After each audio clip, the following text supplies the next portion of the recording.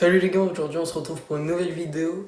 Je vais participer à un triathlon, le triathlon UNSS. Donc ça c'est un triathlon que je vais concourir avec mon collège. Les distances en UNSS elles sont plutôt petites et le niveau un peu moins haut qu'en fédéral. Donc on va pouvoir aller peut-être chercher une bonne place. Comparé à d'habitude, le parcours vélo il est vraiment très technique. Mais de toute manière vous verrez ça au fil de la vidéo. Et je tenais aussi à vous remercier pour les 200 abonnés. Là à l'heure où je vous parle on a un peu plus de 200.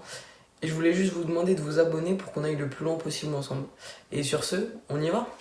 Donc je rappelle la procédure. C'est M. Convaligné à côté de moi qui donnera le départ. Vous faites votre 200 mètres.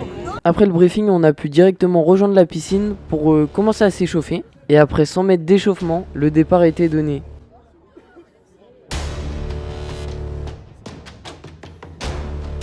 Pendant la natation, j'ai réussi à bien gérer mon effort et vraiment bien le lisser. Je suis pas parti trop vite. J'ai vraiment eu l'impression de rester tout le temps à la même allure. Et au final, j'ai pas le chrono exact, mais je sors 5ème de l'eau.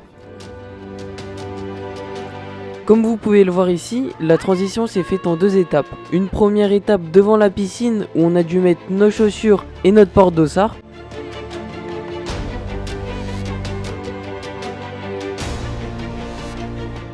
Puis plus loin où il y avait les racks à vélo, on a dû mettre le casque, prendre le vélo pour partir sur le parcours de vélo.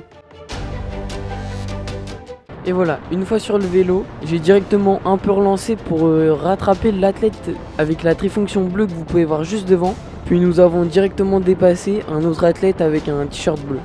Je savais que l'athlète avec la trifonction bleue, donc un athlète d'ici les Molinos, était plutôt fort, donc j'ai décidé d'aller directement à l'avant. Et puis je me sentais vraiment très bien sur ce début de parcours vélo, donc je suis passé devant.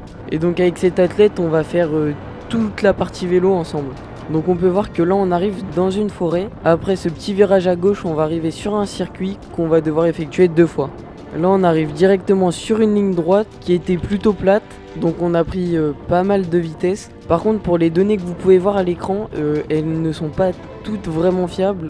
Comme celle de l'allure, comme on était en forêt, le GPS de la montre il fonctionne moins bien. Et comme c'était sur ma montre, et bah le capteur de fréquence cardiaque ne marche pas très bien quand je suis à vélo. Terme de cette ligne droite, l'athlète d'ici les Moulineaux ne m'a toujours pas pris de relais. En même temps j'en ai pas demandé, donc c'est un peu de ma faute. Et j'ai roulé comme si j'étais tout seul, donc je lui ai vraiment fait un travail d'équipier, alors que c'est pas du tout mon équipier. Donc ça c'est une petite erreur stratégique. Donc, ce que j'aurais dû faire à ce moment là, c'est soit de lui demander des relais, et s'il ne voulait pas les prendre, imprimer un faux rythme. Par contre le risque, si l'athlète ne veut pas passer prendre son relais, bah du coup on ira vraiment moins vite. Et les athlètes derrière risque de nous rattraper, et c'est à ce moment là qu'il faudra faire attention et bien relancer pour pouvoir prendre la roue de l'athlète qui nous dépasse. Et là on arrive dans la descente qui était plutôt technique comparé à ce qu'on a l'habitude d'avoir sur les parcours, et du coup l'avantage d'être devant, c'est qu'à ce moment là je pouvais faire la descente à mon rythme. Vu qu'il pouvait pas me dépasser, il était obligé de me suivre, et du coup je pouvais prendre les trajectoires que je voulais et prendre mon temps pour ne pas tomber. Et à ce moment là, à la fin de la descente, il y avait un virage à gauche en épingle, et vu qu'on arrivait après la descente, on avait pas mal de vitesse, donc fallait faire attention et bien freiner pour pas sortir de la trajectoire. Et l'athlète derrière a été vraiment sympa parce que malgré que je me sois échauffé, j'avais complètement oublié ce virage à gauche, et il m'a rappelé de faire attention dans le virage. Donc ça c'était vraiment très sympa de sa part. Vu que c'est une boucle, tout ce qu'on a descendu, on va devoir le remonter. Et en plus avec cette sorte d'épingle et ces 2-3 petits virages, on a vraiment perdu toute la vitesse de la descente. Là on arrive vraiment sur la côte du parcours, et la petite spécificité de cette côte, c'est qu'il y a un tronc au plein milieu. Du coup quand on commence la côte, on prend un peu d'élan, et le fait de tourner à gauche pour contourner le tronc, ça nous fait perdre vraiment tout notre élan. Et après la côte ça continue un peu à monter, et là on peut voir qu'il y a un petit plat, mais c'est quand même un peu en descente. Et juste après ce virage à droite, il y avait des sortes de cailloux et en montée, donc il fallait vraiment pousser fort pour pouvoir avancer, parce que c'est à cause des cailloux qui étaient présents. À ce moment là on en a fini pour les grosses difficultés du premier tour, et on arrive dans un petit single où ça monte un peu, ça descend un peu, et voilà. Donc là on revient sur la partie plate du parcours, et je ne sais pas pourquoi je n'ai pas pensé à demander de relais à l'athlète d'ici les Moulineaux,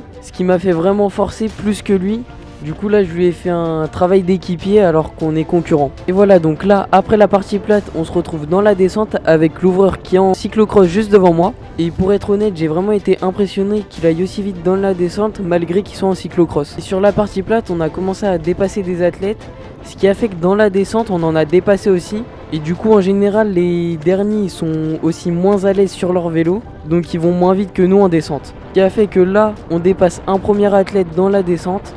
On peut voir que même si l'ouvreur a réussi à se faufiler entre l'athlète et l'arbre à la gauche, moi j'ai pas réussi et du coup j'ai dû passer hors du chemin, tout droit dans l'herbe. Mais bon, avec la vitesse, c'est passé tout seul. Et du coup après on enchaîne directement sur la deuxième côte qui fait vraiment mal. Et après on continue sur la montée comme au dernier tour. Et là, au niveau du tournant à gauche pour esquiver la souche, je sais pas ce qui se passe, mais avec le monde qu'on commence à dépasser et le manque de lucidité, je fais une erreur de trajectoire et l'athlète d'ici les Moulineaux touche ma roue arrière qui m'oblige de poser le pied à terre. Mais bon, j'arrive à tout de suite repartir, même si du coup je vais monter cette deuxième côte beaucoup moins vite que la première.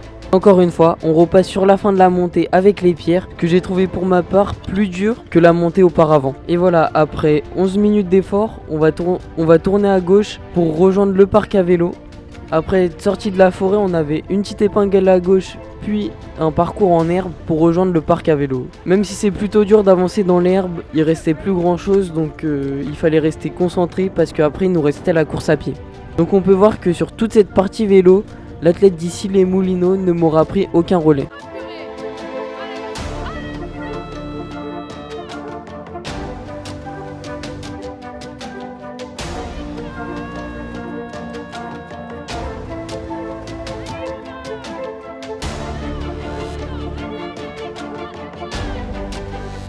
Voilà, donc là je pars directement sur la partie course à pied et j'étais encore plutôt bien au niveau des jambes. Je sentais que je pouvais bien relancer comparé au dernier triathlon que j'ai fait parce que la semaine auparavant j'avais fait un travail spécifique d'enchaînement, mais là au bout de 300 mètres je commence à avoir un point de côté. Donc je continue parce qu'il était pas trop fort et il m'empêchait pas de courir. Puis pas après pas, le point de côté s'est amplifié, ce qui m'a obligé à ralentir. Et à ce moment-là, l'athlète d'ici les Moulineaux est parti tout seul devant pour la victoire. Donc j'ai continué jusqu'à la fin et j'ai donné le maximum, même si c'était vraiment très dur de courir. Mais bon, j'ai réussi à finir cette partie course à pied qui était de 1500 mètres et je passe la ligne d'arrivée en seconde position.